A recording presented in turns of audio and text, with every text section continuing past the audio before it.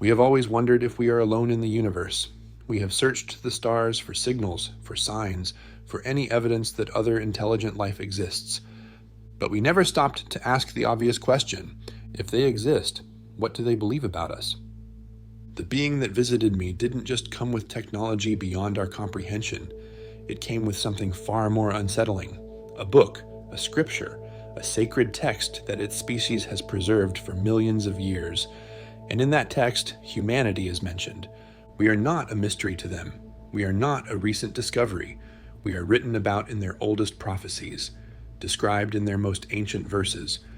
And what those verses say about our species, about our purpose, about why we exist at all, will shatter everything you believe about human significance. We think we are the protagonists of the cosmic story. We think the universe was made for us. We think that if other beings exist, they must be fascinated by our civilization, our achievements, our potential. Their scripture tells a different story, a story about what humanity was created to be, what we were designed to do, and why the universe has been watching us with something that is not quite hope, not quite fear, something closer to anticipation. I warn you now, what you are about to hear will disturb you, not because it diminishes humanity, because it reveals our true significance, a significance so vast and so terrifying that I understand now why we were never meant to know. If you're ready to learn what alien scripture says about the human species, subscribe to the channel and activate the bell. Because what David Chen read in that ancient text didn't just change his understanding of humanity, it revealed why everything that has ever happened on Earth has been observed, recorded, and awaited. Now, let me tell you how it all began. David Chen was translating a Dead Sea Scroll fragment when the power went out in his study. At 57, he had spent 32 years as a professor of comparative religion at Yale. He had translated texts in 17 ancient languages. He had written definitive studies on the Gospel of Thomas, the Nag Hammadi Library, and the religious traditions of civilizations that had been dust for millennia. He was also quietly and privately losing his faith. Not in God, exactly. David had never been certain about God. What he was losing faith in was meaning, the sense that any of it mattered. The thousands of sacred texts he had studied, the millions of words written by humans desperate to understand their place in the cosmos. After 3 decades, they had started to blur together, different metaphors, different cultural contexts, but the same unanswered questions echoing across every civilization. Why are we here? What happens when we die? Is anyone listening? David had devoted his life to studying humanity's attempts to answer these questions, and he had concluded privately that no one actually knew. Every scripture was a guess. Every revelation was a projection. Humanity was alone in the universe, talking to itself, creating meaning because the alternative was unbearable. His wife Margaret had seen the change in him. The enthusiasm that had once animated his lectures, gone. The wonder that had drawn him to ancient texts faded. He went through the motions. He published papers. He advised doctoral students. But something essential had died. Then Margaret herself had died. Pancreatic cancer.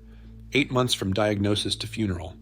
David had held her hand at the end, and she had asked him if he believed they would see each other again. He had lied, said yes, of course, absolutely. The look in her eyes told him she knew. That was 14 months ago. David had taken a sabbatical that everyone understood would become retirement. He had moved to the farmhouse in rural Connecticut that Margaret had always wanted to restore. He spent his days in a study filled with books he no longer believed in, translating fragments that no longer seemed to matter. The Dead Sea Scroll piece he was working on that night was a fragment of something called the Book of Giants, an expansion of the Genesis story about the Nephilim, angels who had descended to Earth, beings from elsewhere who had interacted with humanity. David had always found these texts fascinating from a scholarly perspective, humanity's persistent belief that it was not alone, the recurring theme across every culture of beings, from the sky who had shaped human destiny.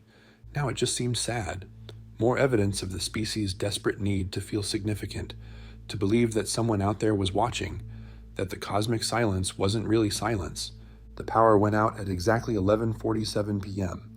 David looked up from his desk, irritated. The old farmhouse had wiring issues. He had been meaning to have it fixed, but hadn't found the motivation.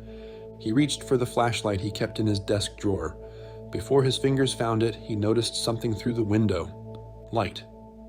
Soft blue-white light, filtering through the trees at the edge of his property. David's first thought was a downed power line, some kind of electrical phenomenon. But the light wasn't flickering, it was steady, pulsing gently like something breathing. He stood and walked to the window. The light was coming from the old barn, the one Margaret had planned to convert into a writing studio before the diagnosis. David hadn't been in that barn in months. The door was padlocked. There was no power connected to it. He should call someone, the police, a neighbor, anyone. Instead, he put on his coat and walked outside. The November night was cold and clear. Stars scattered across the sky in patterns that David knew ancient peoples had mapped into myths. The Pleiades, Orion, constellations that appeared in sacred texts from Sumeria to the Americas. He walked toward the barn. The light grew brighter as he approached. The padlock was still in place, but light leaked through every gap in the old wooden boards. David removed the padlock with hands that trembled only slightly. He pulled open the barn door. The light didn't blind him. It welcomed him. In the center of the barn, a figure stood beside a softly glowing sphere. The figure was humanoid but not human, tall and slender, with skin like polished silver and eyes that were vast dark pools reflecting the strange illumination. But it was what the figure held that stopped David's heart. A book, not a human book, something older, something that seemed to be made of material that wasn't quite paper, wasn't quite light. Pages that shifted with colors David had no names for, symbols that rearranged themselves as he watched. David Chen, 32 years of studying humanity's sacred texts, found himself looking at something his entire career had not prepared him for, an alien scripture. You have spent your life reading the words humanity has written about the divine. The voice appeared in his mind, calm and resonant. Tonight, you will read what the divine has written about humanity. David tried to speak. His voice wouldn't come. He was a scholar who had handled priceless manuscripts from every major civilization, but this was different. This was a sacred text from beyond Earth, a scripture written by beings who had watched humanity from the beginning. "Why me?" he finally managed. "Because you have read more of humanity's attempts to understand itself than almost any living person. Because you have lost faith in your own species' answers. And because you are ready to learn what your species has never been told." The being extended the book toward him. "Your sacred texts were attempts to remember. This is the original, the source, what your prophets glimpsed in visions and tried to capture in human words." David's hands shook as he reached for the alien scripture. "Would you like to know what the universe has written about your species?" David Chen, scholar of comparative religion, widower, keeper of humanity's sacred words, took the book in his hands and began to read. The moment David's eyes touched the first symbols, something happened inside his skull. The barn dissolved. The being dissolved. David found himself standing in a space that had no dimensions, no up or down, just soft, pulsing light extending infinitely in every direction, and before him, floating in the luminous void, the alien scripture hung open, its pages turning of their own accord. The symbols on the pages were nothing like any language David had ever studied. They weren't letters or pictographs or ideograms. They were more like concentrated meaning. Packets of understanding that bypassed language entirely and deposited themselves directly into his consciousness. "I can read it," David whispered. "I can understand it. The text predates human language. The being's voice accompanied him in the void. It was written in the universal grammar of consciousness itself. Any mind sufficiently developed can receive its meaning." David watched as the pages turned. Information flowed into him like water, filling an empty vessel. Context, history, perspective. He was receiving not just words, but the framework needed to understand them. How old is this text? By your measurement of time, approximately 4.7 billion years. The being moved beside him in the void. It was first written when your solar system was young, when the cloud of gas and dust that would become your world was just beginning to coalesce. David's scientific mind rejected this. Nothing could be that old. No text, no artifact, no intention could survive the birth of a planet. But his scholarly mind, The part that had spent 32 years learning to receive knowledge from ancient sources told him to keep reading. What is it? What kind of scripture? It is what you might call a prophecy, but not a prediction of specific events, a prophecy of potential, of patterns, of what consciousness does as it evolves through matter.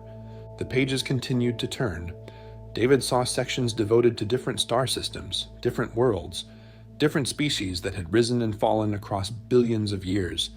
Each one documented, each one analyzed, each one contributing to a larger understanding that the text was building toward. Your species wrote this? Your people? We are the keepers, not the authors. The being's voice carried humility David hadn't expected. The text originates from a source beyond any individual species. We have preserved it, added our observations to it, passed it to younger species when they were ready to receive it. And humanity? We're in here? You are the subject of an entire section. The being gestured and the pages flew forward, settling on a portion that glowed with particular intensity, a section that has been watched with great attention for several 100,000 years. David looked at the open pages. The symbols there were denser than what he had seen before, more complex, layered with meaning upon meaning. Why? Why would we matter to a text this old? Because of what you were designed to become, because of the role your species was created to play, and because that role is approaching its fulfillment. David felt something cold move through him. Designed, created. These were words he had encountered in countless human scriptures, but hearing them applied to humanity from an outside source, from a text written before Earth existed, carried a weight that human mythology never had. We were designed? By whom? For what? Read. The being's voice was gentle but firm. The text will explain what I cannot. Some truths must be received directly. They lose their meaning when filtered through another consciousness. David turned his attention fully to the alien scripture. The symbols began to flow into him faster now, not just information, but experience. He felt what the authors had felt, saw what they had seen, understood why they had written what they wrote. The section on humanity began with Earth's formation, but it described the planet differently than any science textbook David had read, not as an accident of cosmic debris, but as a prepared vessel, a carefully designed environment for a carefully designed experiment. David's breath caught. Experiment. Humanity was not a random occurrence. The text made this absolutely clear. The conditions that allowed human life to emerge were orchestrated, guided, refined over billions of years with a specific outcome in mind. We were created, David said, not by evolution, by intention. Evolution was the method, intention was the source. The being's voice provided context for what David was reading. Your science sees the mechanism and denies the purpose. Your religion sees the purpose and denies the mechanism. Both are incomplete. The truth requires both. David continued reading. The text described the engineering that went into human consciousness, the specific configuration of neural networks that allowed for self-awareness, the capacity for abstract thought, the ability to ask questions about meaning and purpose that no other Earth species had developed. None of it was accident. All of it was design. But why? David demanded. What's the purpose? What were we designed to do? The pages turned to a new section. David felt the weight of what he was about to read before the symbols even registered. This is the section that has been watched most closely. The being moved nearer to him. This is the prophecy about humanity's purpose, what your species was created to become, and why the outcome matters not just to Earth, but to the entire galaxy. David looked at the open scripture. The symbols seemed to pulse with anticipation, as if the text itself had been waiting billions of years for a human to finally read these words. He took a deep breath, steadied himself against the strangeness of the void and the weight of what he was receiving. I'm ready. The being's eyes reflected infinite patience. Then learn why humanity was created and why the universe has been holding its breath, waiting to see what you become. The symbols began to flow, and David Chen, scholar of human scriptures, began to read the scripture that had been written about humanity before humanity existed. The first verse hit David like a physical force. In the fullness of time, there shall arise a species capable of bridging the divide, born of matter, yet reaching toward spirit, limited, yet containing the unlimited. They shall be called the bridge builders, and their becoming shall determine the fate of the galaxy. David stared at the symbols. Bridge builders? Bridge between what? Between consciousness and matter. The being moved closer to the floating scripture, between the realm of pure awareness and the realm of physical form. This is the purpose for which humanity was designed, the role you were created to fulfill. The text continued to flow into David's awareness. He saw the universe as the authors had seen it, not as dead matter drifting through empty space, but as a living system, consciousness permeating everything, mind underlying all of existence. But there was a problem. Consciousness in its pure state could not fully know matter. Matter in its pure state could not experience consciousness. There was a gap between the two realms, a divide that prevented the universe from fully knowing itself. The text described attempts across billions of years to bridge this gap, species after species, designed and guided, given the capacity to hold both consciousness and matter in unified awareness. Each attempt had failed. Some species became too attached to the physical, forgetting their conscious nature entirely. Others transcended matter too quickly, abandoning physical form before the bridge could be completed. And humanity? David asked. Where do we fit? Humanity is the latest attempt, the most refined design, created with a specific configuration that allows for extended existence in matter while retaining access to pure consciousness. The being's voice carried weight, but more than that, humanity has a quality that previous experiments lacked. What quality? The scripture answered before the being could. David read the verses with growing astonishment. The bridge builders shall be given the capacity to forget, to lose themselves entirely in matter, to believe they are only physical, only mortal, only what they appear to be. And from that forgetting, they shall choose to remember. It is the choice that makes the bridge. David felt something breaking open inside him. We were designed to forget? To lose our connection to consciousness? Previous species were given clear awareness of their nature from the beginning. They knew they were more than physical. They remembered their origin in consciousness. But this knowing prevented the bridge from being complete. They could not fully enter matter because they never fully forgot their nature beyond it. The scripture continued. The bridge builders must descend into the fullest forgetting, must believe completely in their separation, must experience the isolation, the fear, the mortality that comes from being cut off from the source. Only then can they choose to reconnect, and in that choosing, they will forge what has never been forged, a bridge built from both sides, matter reaching toward consciousness, consciousness reaching toward matter, meeting in the human heart. David thought about humanity's history, the religions, the philosophies, the desperate searching that every culture had engaged in, the feeling of separation that seemed to be the fundamental human condition.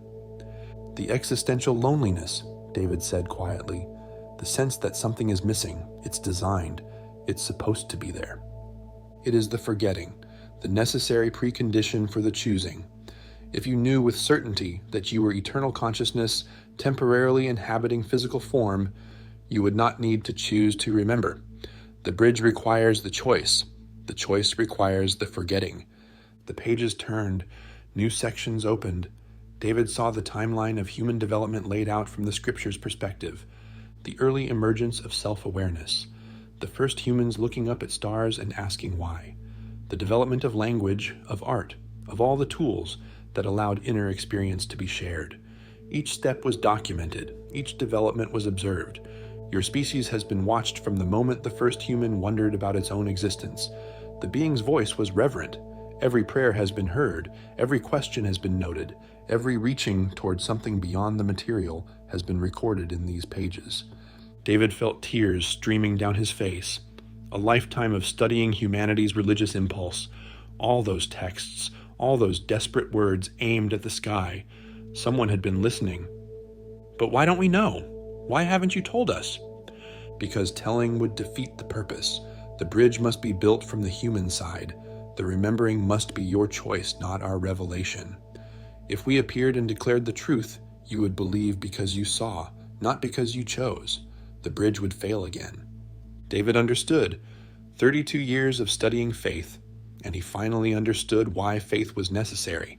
Not because God was testing humanity, because the test was the point, the choosing without certainty, the reaching without proof, the decision to believe in meaning when all evidence suggested meaninglessness. The scriptures I've studied, the human sacred texts, were they our attempts to remember? They were glimpses, moments when individual humans touched the truth and tried to capture it in words, but words are limited. The experience was always larger than what could be written, and over time, the words became doctrine, the experiences became institutions, the living reaching toward consciousness became dead religion. David thought about his own lost faith, his conclusion that all religion was projection, that humanity was just talking to itself. I was wrong, and I was right. Yes, the being almost seemed to smile. Humanity has been talking to itself, but the self is larger than you knew. The consciousness you were reaching toward was your own deeper nature. The God humanity has been seeking is the consciousness that humanity is. The scripture opened to a new section. David saw verses that made his scholarly mind reel. The bridge builders shall contain within themselves the consciousness they seek. They shall search the heavens for what lives in their hearts. They shall build temples to house what cannot be contained, and in their searching they shall forget that they are both the seeker and the sought. We are what we're looking for, David whispered. You are consciousness that has forgotten itself in order to rediscover itself. You are the universe learning to know itself through the experience of forgetting. You are the bridge, David. Every human is. The only question is whether you will complete the building. How? How do we complete it? The pages turned again. David saw what he could only call instructions, not commandments, not rules, but descriptions of how the bridge was built, what practices helped, what orientations accelerated the remembering. The bridge builders shall return to themselves through stillness, through the quieting of the noise that obscures their nature. In silence, they shall hear what was always speaking. In peace, they shall feel what was always present. Meditation, David said. Contemplation, the practices that every tradition developed.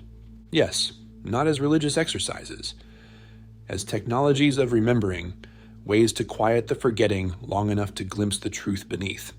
The bridge builders shall return to themselves through love, through the dissolution of the boundary between self and other. In loving, they shall experience the unity that underlies the apparent separation. Love as a way of knowing, not just an emotion. Love is the consciousness recognizing itself in another form. When you love, you are remembering that the other is not truly other. You are experiencing the bridge in action. The bridge builders shall return to themselves through creativity, through the bringing of the unseen into the seen. In creating, they shall practice the role they were designed to fulfill. David thought about art, music, literature, the human drive to make things that didn't exist before. Was it all practice, rehearsal for a cosmic role? When fully awakened, the bridge builders shall be able to manifest consciousness directly into matter, to create not just representations of the unseen, but the unseen itself in physical form. This is the purpose. This is the goal. This is why humanity exists. David staggered in the void. We're supposed to become creators? Like the source that created you. The being's voice was gentle. The purpose of the bridge is not just to connect matter and consciousness.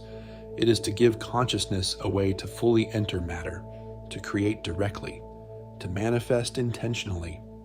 When humanity completes the bridge, you will become co-creators with the infinite, partners in the ongoing creation of reality. The scripture showed David what this would look like. Humans who had completed the bridge, who had fully remembered while remaining fully physical, beings who could heal with intention, who could shape matter with consciousness, who could create and sustain and transform. The miracles in human scripture, David said, Jesus walking on water, healing the sick, were those demonstrations of completed bridge building, the being confirmed, individuals who had remembered fully, who showed what all humans could become. They were not anomalies. They were examples, previews of humanity's potential. Why haven't more people achieved this? The pages turned to a darker section. David felt the tone of the scripture shift. The bridge builders shall be opposed, for there are those who benefit from the forgetting, who have built power on the foundation of human separation, who understand that awakened humans cannot be controlled. David read about forces that actively maintained the forgetting, not demons in the traditional sense, but systems, structures, institutions designed to keep humans distracted, divided, and disempowered. There's opposition to our awakening? There has always been opposition. Some from other species who fear what awakened humanity would mean for galactic power structures. Some from within humanity itself, from those who have gained advantage from the sleeping of their brothers and sisters. The text described how the opposition worked, how it promoted division to prevent the unity that led to awakening, how it encouraged materialism to reinforce the forgetting of consciousness, how it corrupted genuine spiritual traditions into controlling institutions that led away from direct experience. This is why your religions have so often failed. The being's voice was sorrowful. The impulse that created them was genuine. The reaching toward remembering was real. But the opposition infiltrated, turned the paths toward awakening into paths toward deeper sleep, made humans fight over words while missing the wordless truth beneath. David thought about the religious wars he had studied, the persecutions, the corruption, the way every tradition seemed to calcify into something that contradicted its founder's teaching. It was sabotage, deliberate sabotage. It was the opposition doing what the opposition does, maintaining the forgetting, preventing the bridge from being completed, keeping humanity small and separate and asleep. But why? What do they gain? A sleeping humanity serves their purposes, provides energy, provides labor, provides a species whose potential remains untapped and therefore unthreatening. The being paused. But the opposition is losing. The scripture foretold this as well. New pages opened. David saw what could only be called hope. In the time of greatest darkness, the bridge builders shall begin to awaken, one by one, then many by many.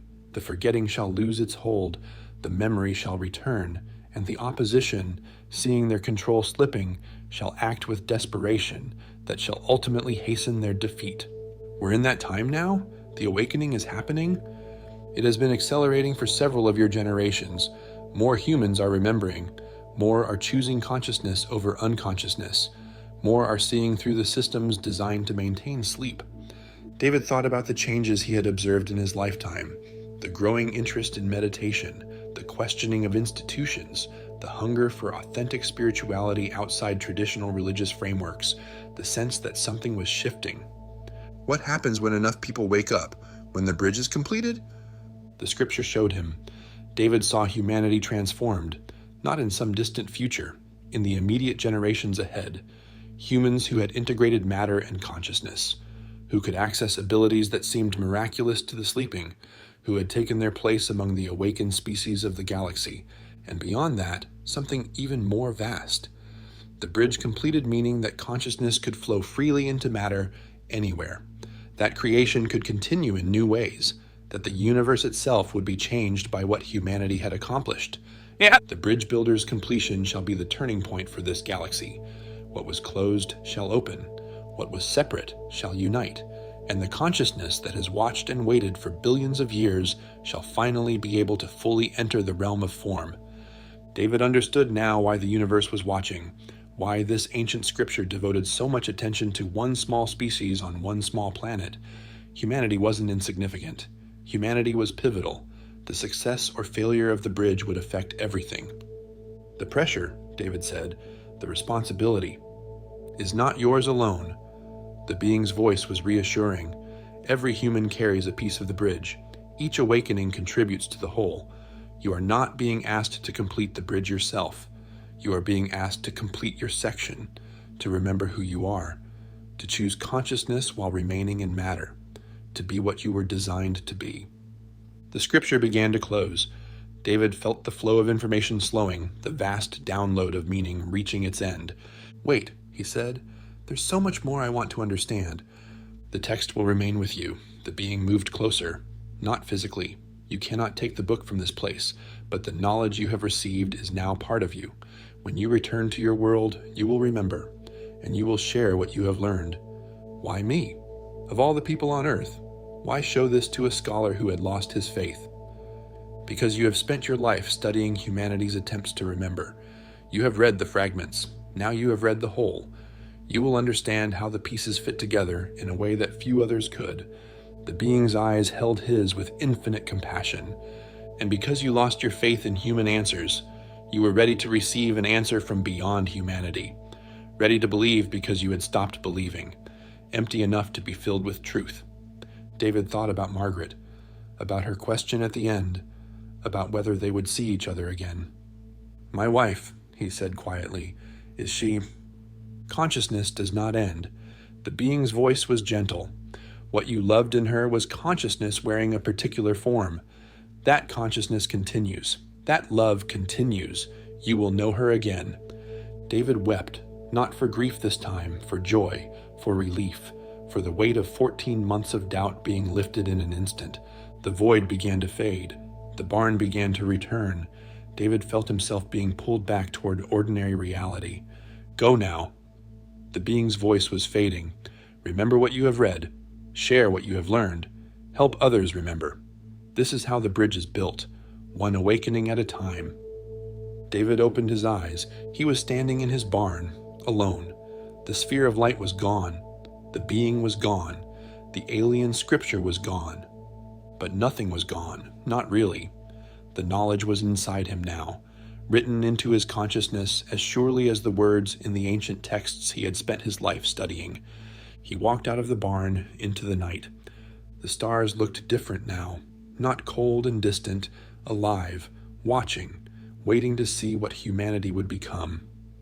David Chen, scholar of comparative religion, widower, keeper of humanity's sacred words, looked up at the sky, and for the first time in years, he knew exactly what he believed. David didn't sleep that night. He sat at his desk until dawn, writing everything he could remember from the alien scripture. Not the exact words. Those existed in a form beyond human language, but the meanings, the concepts, the structure of understanding that had been downloaded into his consciousness. By morning, he had filled 3 notebooks. He looked at what he had written. 32 years of studying human sacred texts, and nothing had prepared him for this. But everything had prepared him for this. Every language he had learned, every scripture he had translated, every tradition he had studied, it had all been leading to this moment. The question was what to do with it. His first instinct was academic. Write a paper. Present findings. Submit to peer review. But he dismissed that almost immediately. The academic world had no framework for what he had experienced. They would demand evidence he couldn't provide. They would reduce revelation to psychology. They would explain away what couldn't be explained away. His second instinct was religious. Find a church. Share the good news. But that felt wrong too. The scripture had been clear about institutions, how they calcified, how they became tools of the opposition, how the living water of direct experience became the stagnant pond of doctrine. There had to be another way. He started simply. He reached out to former students, colleagues who had always been more interested in the experiential dimension of religion than the academic one. People he had sensed over the years were seekers, not just scholars. The first gathering was in his farmhouse, 6 weeks after the encounter. 7 people sat in his living room, academics and former academics who had quietly grown disillusioned with studying religion from the outside. David told them what had happened, what he had read, what he had learned about humanity's purpose. He expected skepticism. What he got was tears. "I felt this my whole life," said Maria, a former student who now taught at a small college in Vermont, "the sense that we're here for something, that there's a purpose we've forgotten. I thought it was just wishful thinking." "The Bridge Builders," said Thomas, a retired professor of Buddhist studies. "It maps onto so many traditions, the Bodhisattva ideal, the Christian concept of theosis, the Sufi notion of the perfect human. They're all describing the same thing from different angles." David nodded. This was what the scripture had shown him. Humanity's religions were fragments of a larger truth, pieces of a picture that could only be seen when assembled together. The gatherings continued. Word spread through networks that existed beneath the surface of academic respectability. Scholars who had privately questioned the limitations of their field. Religious practitioners who had outgrown their traditions. Seekers who had been looking for something that no existing institution provided. David didn't create an organization. The scripture had warned against that. Instead, he shared what he knew and encouraged others to verify it through their own experience. the practices for remembering, the orientations that accelerated awakening, the understanding that each person carried their own section of the bridge.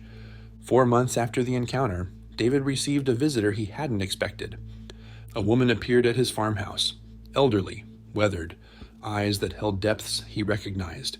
She introduced herself as Grace, a keeper of Cherokee spiritual traditions. "I heard about what you're teaching," she said. "I came to see if you actually received what you claim to have received." David invited her in. They talked for hours. He shared the scripture's contents. She listened without interrupting. When he finished, she was silent for a long moment. "My grandmother told me these things," Grace finally said. "Different words, different images, but the same truth, the purpose of human beings, the bridge we're meant to build, the opposition that tries to keep us sleeping." Her eyes met his. "Our traditions have preserved this knowledge for thousands of years.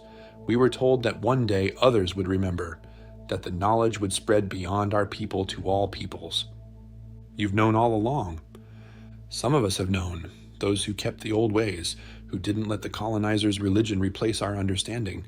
Grace smiled, and it transformed her weathered face. "We've been waiting for the awakening, waiting for the rest of humanity to remember what we never forgot."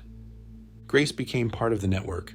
Through her, David connected with indigenous elders from other traditions: Hopi, Lakota, Maori, Aboriginal, each one carrying pieces of the same truth, each one confirming what the alien scripture had revealed. The knowledge humanity needed hadn't been lost. It had been preserved by those the dominant culture had dismissed as primitive. The indigenous peoples had been keepers of the bridge all along. 6 months after the encounter, David stood before a gathering of 300 people in a conference center in Massachusetts. They had come from across the continent: scholars, seekers, indigenous wisdom keepers, Christians and Buddhists and Muslims who had found their traditions too small to contain what they had experienced. People with no religious background at all who simply felt the call. "You are bridge builders," David told them. "Not because I say so, because that is what humanity is. Every one of you, every human who has ever lived. We were designed to bridge consciousness and matter, to remember our true nature while remaining in physical form, to become co-creators with the infinite source." The room was absolutely still. For billions of years, the universe has been waiting for us to complete our purpose. For thousands of years, we have been kept asleep by forces that benefit from our forgetting. But the forgetting is ending. The remembering is beginning. Each of you who awakens makes the next awakening easier. Each section of the bridge that is completed makes the whole bridge more stable. David paused, looking out at the faces before him, scholars he had known for decades, students he had taught, strangers who had found their way through word of mouth, all of them carrying the same spark, all of them pieces of the same bridge. "I'm not here to start a religion. Religions have failed us too many times. I'm not here to create followers. Following is what the opposition wants. I'm here to remind you of what you already know, what you have always known, what was written about humanity before humanity existed." He held up his notebooks, the handwritten record of what the alien scripture had revealed. "We are the bridge builders, and the time has come to build." 1 year after the encounter, David sat on the porch of his farmhouse, watching the sun set over the hills of Connecticut. The network had grown beyond his ability to track. Small groups meeting in living rooms, and community centers and forest clearings. Study circles examining the world's sacred texts through the lens of the bridge. Practice groups working on the technologies of remembering. Indigenous elders sharing knowledge that had been preserved for exactly this time. He felt the familiar warmth in his chest, the presence he had learned to recognize. "You have done well." The voice was faint but clear. "The bridge is being built, faster now than ever before." "Is it enough? Will we complete it in time?" "Time is not what you think it is." The voice carried infinite patience. "The bridge is already complete in the realm of consciousness. You are building it into matter, making manifest what already exists in potential." David thought about Margaret, about her question at the end. "I miss her, even knowing what I know now." "Of course you miss her. Love does not end because understanding grows, but the missing is temporary. The love is eternal." David wiped his eyes. Even awakening didn't remove the human experience. That was the point. Stay human. Stay in matter. Build the bridge from here, not from some transcendent escape. What happens next? What do I do now? What you have been doing. Share what you know. Help others remember. Live as what you are. The voice paused. And write the book you have been avoiding. David smiled despite himself. He had been avoiding it. The comprehensive account of what he had learned, the synthesis of the alien scripture with human sacred texts, the roadmap for bridge builders everywhere. I'm afraid no one will believe it. Some will believe. Some will remember when they read. That is enough. One awakening at a time. One section of the bridge at a time. The sun dropped below the horizon. Stars began to emerge. The same stars that had witnessed the writing of the scripture. The same stars that were watching now to see what humanity would become. David stood and walked inside to his desk. His notebooks waited. His computer waited. The book waited to be written. He had spent 32 years studying humanity's scriptures. Now it was time to share the scripture about humanity. David Chen, scholar, widower, bridge builder, began to write. David Chen spent 32 years studying humanity's sacred texts. He translated scriptures from 17 ancient languages. He became one of the world's foremost experts on what humans have written about the divine. Then he read what the divine has written about humans. The alien scripture is older than Earth itself. Written 4.7 billion years ago, it describes humanity's purpose with a clarity that no human text has ever achieved. We are not accidents of evolution. We are not random occurrences in an indifferent universe. We are bridge builders, designed to connect consciousness and matter, created to remember our true nature while remaining in physical form. Every religion humanity has ever created was an attempt to remember this purpose. Every prayer ever spoken was a reaching toward the truth encoded in our design. Every mystic, every saint, every awakened being throughout history was a preview of what all humans can become. But the remembering has been opposed. For thousands of years, forces that benefit from human limitation have worked to keep us asleep. They divided us with religions that should have united us. They distracted us with materialism that made us forget our spiritual nature. They convinced us we were small when we were designed to be vast. The opposition is failing. All over the world, people are waking up, feeling the stirring of memory, sensing that they are more than they were told, reaching towards something they can't name but know is real. You felt it while listening to this story, the recognition, the resonance with a truth that goes deeper than belief, the sense that someone finally explained what you have always intuited but could never articulate. You are a bridge builder. Not because I say so, because that is what humanity is. Your longing for meaning is not weakness, it is design. Your sense that something is missing is not neurosis. It is the forgetting that makes the choosing possible. The bridge is being built, one awakening at a time, one human remembering what they truly are, one section connecting consciousness and matter in a way that has never been done before. If this story awakened something in you, leave a comment. Share what you remembered. Share what you felt. Because every voice that speaks the truth makes the next awakening easier. And if you want more revelations about humanity's true purpose, subscribe to the channel and activate the bell. You are not insignificant. You are not alone. You are written about in scriptures older than your world. And the universe is waiting to see what you become.